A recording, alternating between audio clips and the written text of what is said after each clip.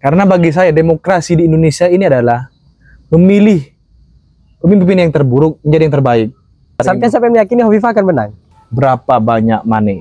Ya relawan-relawan, meskipun semua punya relawan ya beda kelas relawannya, Pak. Kalau semisal saya jadi Caimin, saya mengusung sendiri juga, Pak. Karena kita adalah partai pemenang di Jawa Timur. Oh gitu.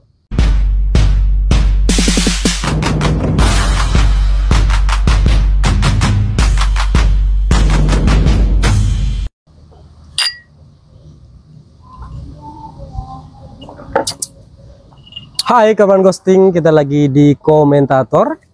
Sama, kali ini kita juga akan bicara soal Pilkada Jawa Timur. Nah, kita kan tahu nih, Pilkada Jawa Timur sekarang akan diisi oleh kontestasi atau para kontestan yang kemudian akan berkontestasi, dan mereka semuanya calon gubernurnya ini perempuan.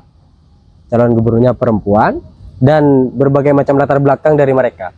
Satu, Hovifah yang dia sudah pernah menjabat sebagai gubernur Jawa Timur, jadi incumbent gitu ya. Kemudian ada Risma yang pernah menjabat wali kota Surabaya, dan ada Lulu yang dia asli Jawa Timur, Tuban kalau nggak salah, cuma dia tidak pernah secara struktur hierarki kontestasi di dalam dunia perpolitikannya, dia nggak pernah di Jawa Timur, di Jawa Tengah gitu. Nah, melihat hal ini misal dari ketiga calon, tanggapan sampean tentang berbagai macam calon-calon ini seperti apa? Baik, terima kasih. Bagi saya yang pertama yaitu calon dari Ibu Hovifah. Bahwa bagi saya Ibu Hovifah di Jawa Timur ini sudah mengakar.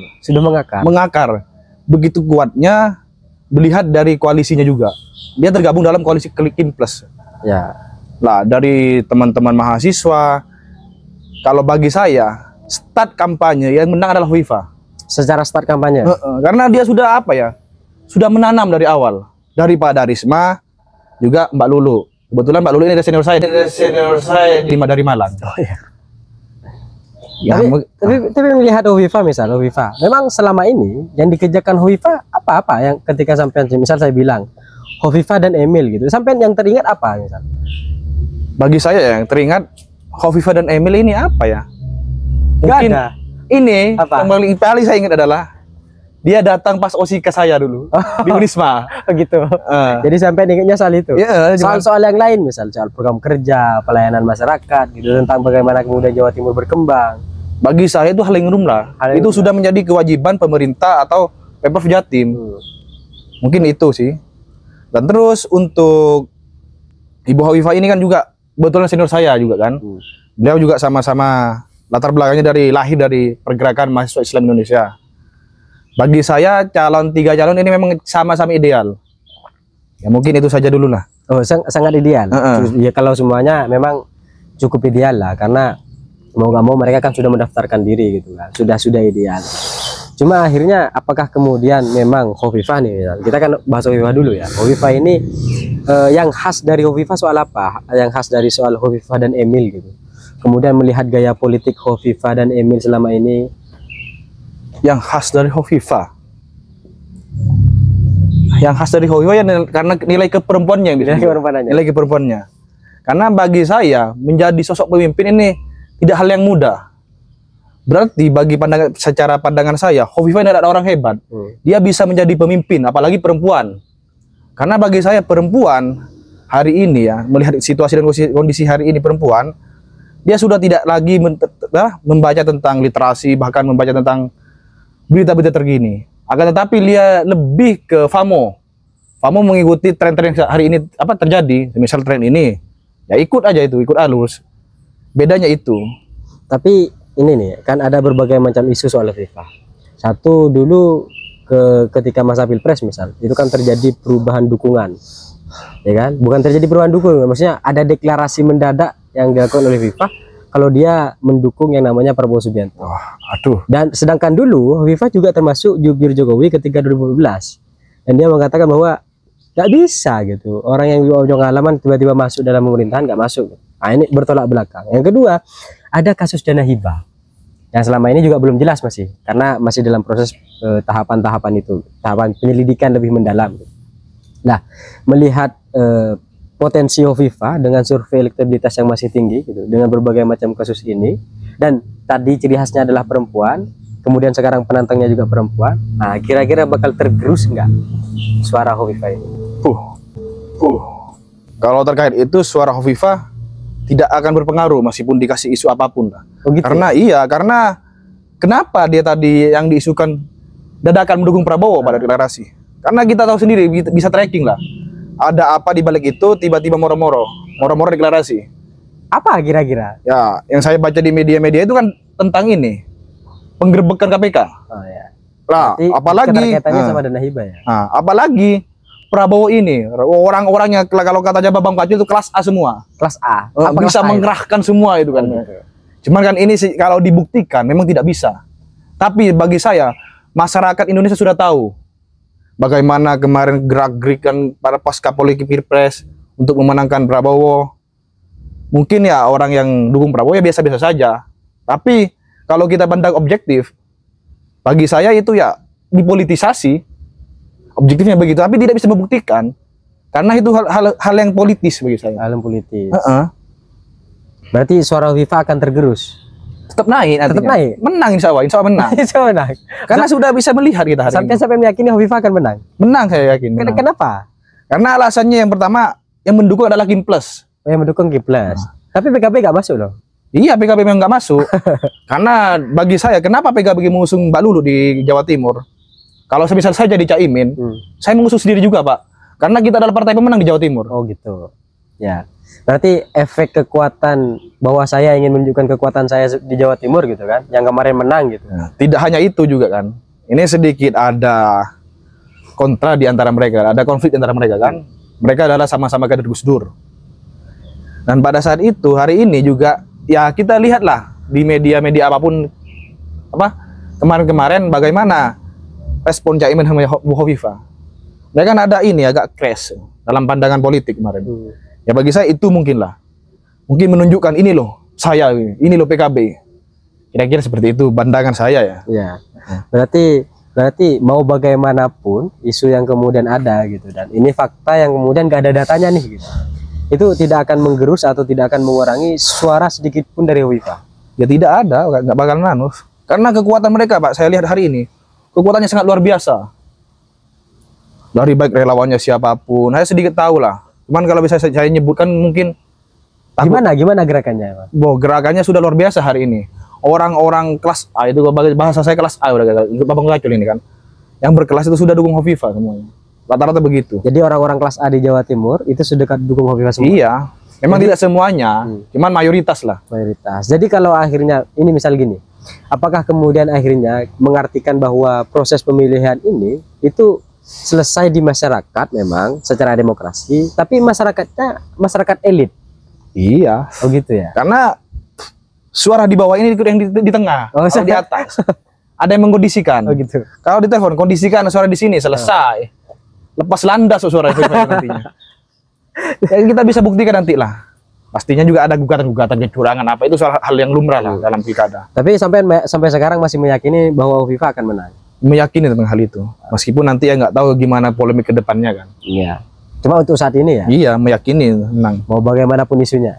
Iya. Terus melihat ini ya, misal potensi Risma dan Gus Hans. Gus Hans ini kan dari Jombang juga gitu. Kita juga tahu kalau Jombang ini terkenal sama Konta Santri. Konta Santri. Nah, tentu suara-suara Nahdien itu juga akan nanti masuk juga. Kalau ngelihat dari Provinsi Jawa Timur yang suara Nahdiennya cukup banyak gitu kan, cukup diperebutkan, maka dan Risma yang latar belakangnya tegas dan dia tidak punya kasus apapun, ya kan, kasus korupsi atau kasus-kasus lain, dia kayaknya clear, bersih gitu. Nah, apakah ada potensi Risma akan naik suaranya? Ya ada potensi naik. Cuman kalau masalah menang, wallahualam lah. Wallahualam. Kenapa wallahualam? Karena musuhnya berat, Pak, ini, Pak. Wes kalau katanya bahasanya Gus itu degengannya pusat. Oh ya. Yang Hovifah ini dengan pusat. Wih, yang ngeri-ngeri Pak timnya itu sudah. Apakah kira-kira rakyat ini nggak mau kemudian akhirnya nanti misalnya rakyat bersama-sama memberontak bahwa nggak mendukung Hovifah itu nggak bisa? Oh ya, ya sudah ini kita di negara ini masyarakat wabil khusus masyarakat di bawah sudahlah mereka pasti ada yang ikut ini. Jadi kalau itu yang dikondisikan selesai Pak udah Pak bawahnya ikut. Oh jadi ini ya konsepnya sudah terklaim pada satu orang. Iya. Jadi begitu. Siapa yang punya kekuatan di sini? Memang tidak bisa tidak bisa dipercaya masalah itu, tapi sudah kita pasti paham lah masalah hal itu kan. Bagaimana nanti suara ini punya tim-tim ya relawan-relawan, meskipun semua punya relawan ya beda kelas relawannya, Pak. Oh, relawannya beda kelas. Beda kelas juga relawannya. Jadi semacam ada klaster. Iya, klaster. Kalau saya kelas kan begitu. Tapi sebenarnya sampean bukan jubirnya Hovifah kan? Bukan, kalau saya pribadi tidak dukung Hovifah, Pak. Oh, sampean kan dukung Hovifah? Iya, karena kalau saya panggilan saya ideologis. Apa maksudnya panggilan ideologis? Karena ya, secara kedekatan emosional saya sama Mbak Lulu sama-sama kader PMI Kota Malang. Oh gitu. Mau tidak mau ya saya mendukung, Pak. Apapun yang terjadi. Meskipun Mbak Hovifah PMI juga. Tapi kan secara pendekatan emosional, bahkan yang memberikan dedikasi terhadap Kota Malang siapa? Ya, kira-kira seperti itu. Begitu ya. Meskipun Bu Hovifah juga PB nih gitu. PB, meskipun PMI juga. Cuma karena dia bukan di Malang, jadi sampean mendukung. Iya, Mbak Lulu. Tapi apa yang kemudian selain alasan ideologis lah? Ya karena bagi saya Hovifah menang atau yang lain, polanya akan sama. Tentang proyekan, tentang apa, hanya mengganti aktor. Mengganti aktor. Maksudnya pola yang sama ini gimana? Polanya nanti semisal atau Mbak Boyo menang, yang garap proyekan dan ini ya begini Indonesia tidak akan berubah. Jawa Timur akan seperti itu polanya seperti kemarin ya, begitu Dana Hibah dan lain-lain lah. Karena ya orientasinya sudah politik hari ini ya wes, itu yang kita utamakan adalah apa ya, berapa banyak money. Nah dari itu kita kan paham nantinya kan bagaimana ya, mau tidak mau orang yang mendukung itu nggak ada yang lillahi ta'ala hari ini dulu. Kalau katanya siapa itu orang Madura juga ada. Karena ajang politik ini bukan ajang masuk surga, Pak. Pasti ada kepentingan, atau lagi berbicara keuntungan. Ya seperti itulah keadaan hari ini. Berarti sebenarnya proses pilkada mungkin secara aturan memang untuk kemudian menentukan siapa yang akan menjadi pemimpin kita gitu. Kemudian secara aturan dan secara teori itu juga menjadi sebagai salah satu public service, pelayan publik ya kan? Itu datanya begitu, tapi fakta di lapangan ternyata menunjukkan bahwa proses ini hanya tentang pembagian proyek, hanya tentang pembagian kekuasaan, hanya tentang pembagian pemerataan ekonomi di kalangan tertentu. Dan nggak ada yang sebenarnya bikin masyarakat, masa gitu? Ya kan, kalau visi utamanya pasti kan visi politisnya bagi saya ini pasti tentang kesejahteraan Jawa Timur. Itu visi politis. Iya sudah. Tapi kenyataannya ya kita lihat sendiri nanti seperti apa. Tahun kemarin seperti apa? Ya seperti itu sudah. Tidak akan berubah gitu. Susah mau berubah sekarang hari ini, merubah sistem Indonesia. Oh gitu. Berarti tidak akan ada perubahan. Iya, tetap saja. Mungkin perkembangan sedikit segini. Mungkin begini sudah. Terus gimana caranya daerah kita bisa maju gitu? Masyarakatnya bisa sejahtera, berbagai macam tingkat menengah dan miskin kemudian itu tuh bisa hilang gitu. Ya, selagi ada partai susah, Pak. Selagi ada partai susah. Selagi ada partai. Kenapa? Karena bagi saya ya, ini sepengetahuan saya, memang tidak terbukti omongan saya ini nanti. Kalau dibawa ke pengadilan memang tidak terbukti. enggak, ini enggak mau dibawa ke pengadilan. Iya, semisal nanti kan. Bagi saya politik ini sudah paham. Partai politik itu tidak menggratiskan mencalonkan diri. Pasti ada kos politiknya lah. Tidak mungkin tahu kita membantu Bu Hovifah atau Mbak Lulu Mbak Risma tanpa uang. Amit-amit, Pak. Ini bukan bicara pengabdian lagi untuk negara. Pasti dia punya tanggung jawab yang lain tentang keluarga, orang tua. Pasti dia akan juga mencari keuntungan pada tim-tim relawan-relawan mereka. Tidak ada lillahi ta'ala bagi saya. Memang tidak bisa dibuktikan omongan saya ini. Tapi kan, fakta di belakang begitu. Tapi kan sebenarnya misal saya memberi uang ke sampean. Saya beri uang ke sampean karena saya minta tolong supaya sampean beliin saya kopi misal. Kan wajar, saya ngasih uang ke sampean wajar. Ya wajar. Karena saya minta tolong ke sampean. Berarti nggak masalah dong gitu. Ya nggak masalah, akan tetapi itu kan lah modal itu berapa? Oh, gitu. Nah, nanti dia mengembalikan itu yang susah nantinya kan. Kalau kita tidak kalau kita lurus terus, Pak, rungkat. Oh, jadi partai politik itu menarik modal gitu. Iya, yang jelas. Cuman itu kan tidak diflorkan di media. Karena itu hal sensitif dan juga merusak citra partai. Harusnya kan partai politik ini menjadi pilar demokrasi pasca reformasi. Seharusnya seperti itu. Harusnya begitu. Seharusnya. Tapi ternyata enggak bagi saya. Selama ada partai politik. Selama ada partai politik. Berarti partai politik harus dibubarkan ini. Iya, harusnya begitu. Cuman ya dihabisin ya partai politik. Bisa-bisa di penjara saya kan. Karena memang aturan sudah diatur tentang partai politik, tentang apa udah diatur. Yang menjadi pertanyaan, kenapa harus lewat partai? Itu kan seolah-olah yang bisa mencalonkan diri adalah ya orang yang beruang, Pak. Amit-amit kayak saya. Moro-moro mencalonkan Jawa Timur. Siapa yang merekom saya hari ini? Yang pertama tidak punya uang, tidak punya public figure. Kader partai. Risma kan kader partai nih. Iya. Ganjar kader partai gitu kan. Dan yang direkom tuh kader partai gitu. Kenapa kader partai kan? Karena dia melakukan sekolah-sekolah partai. Kan harapannya gitu kan. Jadi sekolah-sekolah itu dia membawa berbagai macam visi, akhirnya mereka jadi satu pemimpin di daerah tersebut. Kan harapannya begitu. Ini nih yang salah nih sebenarnya kaderisasi di partainya atau memang sistem di partainya? Kalau berbicara tentang idealnya, kaderisasi apa yang disalahkan? Kaderisasi partai. Kalau berbicara tentang ideal, tapi kenyataannya ya sama-sama tidak tahu, Bos. Mungkin ada yang ditekan setoran dulu. Tidak tahu yang ada yang seperti itu atau tidaknya kan. Kalau berbicara tentang idealnya harusnya begitu. Yang disalahkan memang kaderisasi partai. Cuman karena kita tidak tahu di lapangan. Mungkin ada setoran apa kayak setoran ini, setoran itu. Repot Pak kita pakai uang pribadi. Ya mungkin saya mineral pejabat seperti itu. Mungkin saya kalau menjabat akan seperti itu juga mungkin loh ini. Mungkin bisa parah. Mungkin bisa lebih parah. Iya, karena tidak ada yang tahu. Oh, orang kalau sudah dikasih kekuasaan, Pak, aduh segala cara. Apapun akan dilakukan. Kadang ya ada yang melenceng dari nilai, kalau tidak, itu kan urusan nanti. Urusan nanti. Iya. Yang penting sekarang menang dulu. Menang dulu. Ya lihatlah di media, sudah mulai serang-serangan kan. Padahal kita tidak sama dari calon-calon itu kan tidak menyuruhkan untuk ini loh serang loh, jelek-jelekin ini. Tidak. Kita bertarung dengan sehat kan. Cuman kan masih ada yang seperti itu, sekarang bertarung seperti itu. Yang berdua apa? Ada akun ini yang menjelekkan ini, ada akun ini yang menjelekkan ini.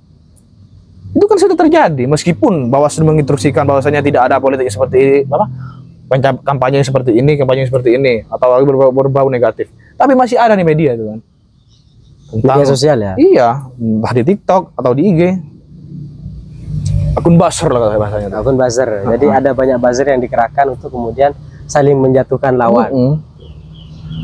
Berarti tidak akan pernah ada harapan kemajuan. Bagi saya iya. Berarti ini masalahnya sebenarnya soal threshold ya. Iya. Soal threshold, dimana ya threshold itu kan berkaitan dengan partai politik yang punya kursi di DPR, sehingga mereka bisa mencalonkan. Apakah memang yang baik seharusnya nggak ada threshold gitu? Ya, kalau di aturan sudah baik semua sebenarnya itu kan. Kan ini kan kenapa akhirnya mereka gak bisa nyalon kan sampai misal mau nyalon karena kan ada batasan threshold. Jadi sampai akhirnya gak bisa diusung gitu. Seandainya gak ada batasan threshold mungkin sampai bisa aja maju gitu. Ya siapa yang ngusung saya, Pak? Saya nggak punya uang ya. Kan harus lihat dulu yang mau direkom. Kalau kata Pak Prabowo itu kan, kalau ada calon yang datang ke saya punya uang berapa ya, tanyakan pertama kali. Itu Prabowo sendiri yang bilang kan. Pernah mungkin teman-teman mendengar di beberapa media-media lah, di media sosial media. Yang ditanyakan memang uang. Karena kita tidak usah munafik hari ini. Saya kan floor hari ini kan bicara tentang politik. Ya apa-apa butuh uang Pak kalau bicara politik. Cuman yang nggak tahu caranya mereka mengembalikan apa dengan sukarela mengeluarkan itu kan tidak tahu kan. Kira-kira seperti itu. Maka itu akhirnya nanti yang mungkin malah menjadi salah satu bibit untuk kita melakukan tindak pidana yang namanya korupsi. Iya. Tapi itu kan dirapikan, Bos. Mainnya rapi, tidak floor. Sesuai aturan ya. Iya. Apa-apa sekarang dipolitisasi. Dengan kemampuan kita berpikir, dengan kemampuan kita berargumen, hal salah pun kita bisa benarkan, Pak. Hal salah pun bisa kita iya. Dengan cara apa ya? Dengan cara-cara omong yang politis.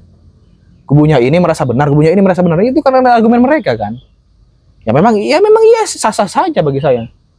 Karena hal yang salah apapun itu bisa dibenarkan. Kalau kayak kemarin, misal salah satu contoh ya. Ini tentang perubahan Gibran itu kan, undang-undang bisa memajukan Gibran.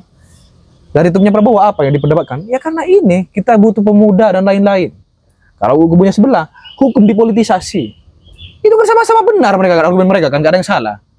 Ya itu yang saya maksud. Bahkan 1000 argumentasi bahkan dengan cara kita berpikir, kita bisa membenarkan hal yang salah pun.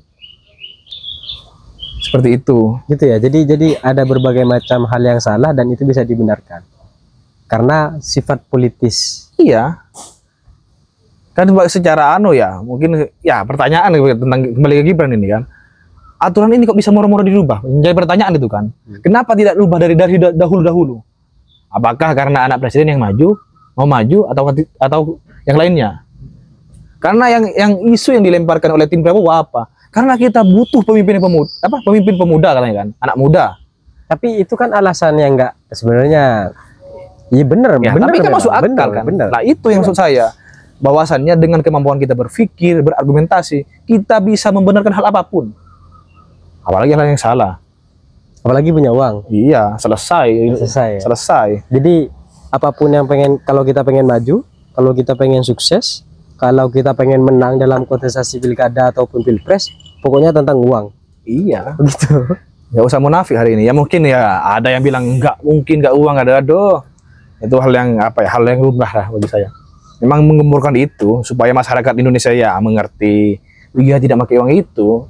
Alibi mereka bagi saya. Tapi selain Hovifah misal, kan juga ada Risma dengan PDIP-nya, ada Lulu dengan PKB-nya itu. Ini kan partai PKB yang kita lihat bahwa satu pemimpinnya aktivis, dua dia sebagai salah satu tokoh reformasi juga, dan yang ketiga NU coy. PDIP misal dengan sikap nasionalisnya gitu, bahkan beberapa yang korupsi dari PDIP gak banyak sebenarnya. Mungkin Harun Masiku yang sampai sekarang gak ketemu gitu.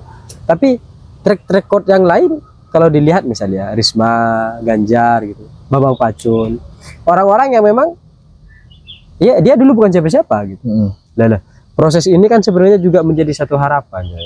Apakah kemudian ternyata nggak bisa semua partai politik rata gitu, atau ternyata memang PKB misalnya, sebenarnya PKB nggak cuma kadang oknumnya ada yang melenceng gitu. PDIP sebenarnya kaderisasinya sudah bagus, cuma oknumnya sudah melenceng. Nah, itu kan argumentasi mereka untuk membenarkan hal itu. Oh gitu. Iya. Pada akhirnya jika nama partai tidak mau jelek, ya oknum memang benar. Jadi kalau yang jelek-jelek itu namanya oknum. Oknum sudah. Kalau yang bagus-bagus partai. Kader ini, klaimnya bagus sudah. Ini kader ini kader ini sudah. Kira-kira seperti itu. Tapi kalau sampai misal jadi jubir gitu, atau sampean punya kesempatan untuk menyampaikan ke masyarakat bahwa yang baik itu adalah A gitu, secara objektif ya, tidak subjektif karena saya kader ideologis gitu, karena apa gitu.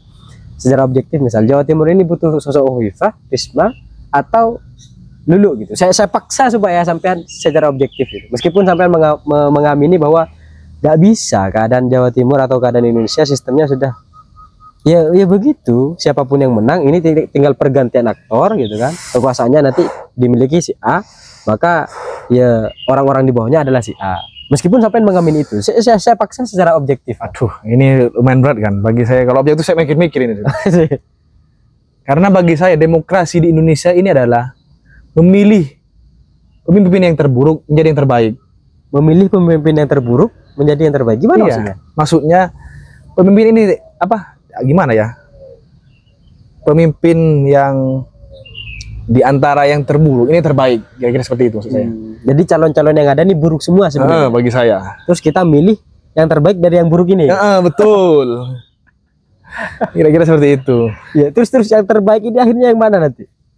Ini repot nih ngomong. Apakah yang terbaik yang punya uang gitu? Tapi kan itu secara ini kan. Enggak ya, kalau saya mikir objektifnya ya yang terbaik adalah Ibu Hovifah bagi saya. Tetap Ibu Hovifah. Meskipun saya tidak dukung beliau hari ini. Terus terang aja saya ini.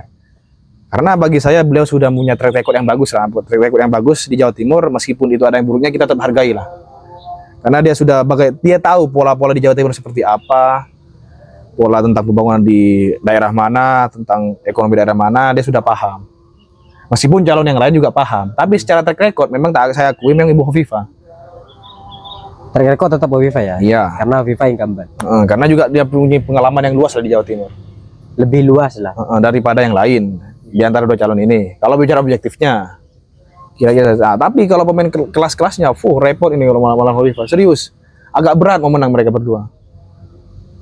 Karena, sampaikan tadi, timnya Hovifah ada kelas-kelas A. Karena dia sudah menanam dari awal tentang politiknya seperti apa. Bukan memanfaatkan jabatannya, tapi ya masyarakat lebih tahu Bu Hovifah daripada yang lainnya. Karena kalau ke Sumeneb, bicara kemarin misal ke Sumeneb, ya Bu Hovifah yang datang ke sana. Kemana Bu Hovifah? Karena Bu Hovifah lebih dikenal lah lebih dikenal masyarakat. Tapi tidak hanya dengan dua orang ini yang punya pengalaman luar biasa, antara Pak Lulu sama Bu Risma. Bu Risma itu kemarin menjabat Menteri Sosial, pengalamannya juga luar biasa. Apalagi Mbak Lulu Hamidah ini senior saya ini, dia berpengalaman di DPR RI. Dia kan yang selalu yang selalu berargumen tentang nilai-nilai yang ideal. Salah satu ternyata tentang apa tadi kemarin itu kan, mendukung apa itu namanya, pilpres, sengketa apa namanya? Oh, sengketa pilpres. Dia kan cara penyampaiannya saya suka argumentasinya Mbak Lulu itu, karena beliau juga lahir dari rahim yang sama dengan saya, yaitu PMII. Secara ideal memang mereka berdua terbaik bagi saya. Mereka berdua terbaik, Risma sama Lulu. Iya, karena dengan bukan Risma, Bu Hovifah dan Lulu. Bagi saya orang berdua itu, karena bagi saya dengan nilai kepemiliannya di bawah ke Jawa Timur. Kalau memang mereka menerapkan dengan nilai kepemiliannya yang diajari di kalangan mahasiswa, selesai Jawa Timur, adem ayem. Cuma lagi-lagi kita bisa lepas dari orang lain yang namanya parpol atau yang dukung mereka. Agak susah memang. Jadi latar belakang aktivis itu jauh lebih dapat diberikan kepercayaan. Iya, karena bagi saya aktivis itu lebih membaur, Pak. Dia selalu memperjuangkan masyarakat. Itu sudah nyata. Karena doktrinnya, saya yakin doktrinnya mereka berdua pasti itu dari awal.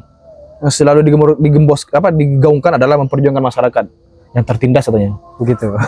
Terlalu berlebihan sebenarnya. Iya. Ini saya coba sebelum closing ya, closing. Apa satu kata tentang Hovifah dan Emil, satu kata tentang Risma dan Bushan, kemudian satu kata tentang Lulu dan Lukman. Satu kata ya, semisal untuk Hovifah dulu ya. Saya cuma nggak usah panjang lebar, singkat saja. Satu kata untuk Hovifah, apapun yang terjadi nantinya, tetap menggunakan nilai-nilai kepemilian. Gitu. Jadi semoga Hovifah mendengar ya. Kalau Risma dan Bushan, semisal nanti terpilih, jangan pernah lepaskan nilai-nilai kepediannya. Karena PD ini luar biasa memang, kaderisasi sekolah, kaderisasi formalnya memang bagus bagi saya. Semoga dia tidak melenceng dari nilai-nilai seperti itu. Kira-kira seperti itu. Kalau yang terakhir, Lulu dan Lukman, Mbak Lulu ini sudah tidak diragukan lagi saya untuk penyampaiannya. Ini sangat luar biasa. Untuk Mbak Lulu ini, Lulu namanya kan, Lukman itu kan. Kebetulan kampanye nomor berapa ini? Belum masih ya. Belum nomor urut. Untuk Mbak Lulu ya sama dengan Bu Hovifah. Tidak melupakan, bahkan tetap menerapkan nilai-nilai kepemilian. Karena nilai kepemilian ini luas. Ada Aswaja, bahkan NDP dan yang lainnya. Kalau mereka sudah menerapkan itu dalam kepemimpinan di Jawa Timur, selesai, adem ayem Jawa Timur. Maju ya. Maju terus terang. Akan tetapi ya mikir-mikir lagi Pak. Ya terakhir lah closing sampean tentang Pilkada Jawa Timur dan berbagai macam sistem partai politik serta sistem demokrasi dan proses pemilihan kita ini yang tadi disebutkan tentang berbagai macam hal gitu kan. Meskipun akhirnya semuanya buruk, tapi kita tetap harus menemukan yang terbaik kan begitu. Closingnya, siapapun yang terjadi, siapapun yang terpilih nantinya di Gubernur Jawa Timur, besar harapan saya bahwasannya kita harus mengutamakan pembangunan Jawa Timur, kesejahteraan masyarakat Jawa Timur. Akan tetapi tidak melupakan yang namanya jasa-jasa pejuang. Ya, pejuangnya mana nggak tahu juga tadi ya.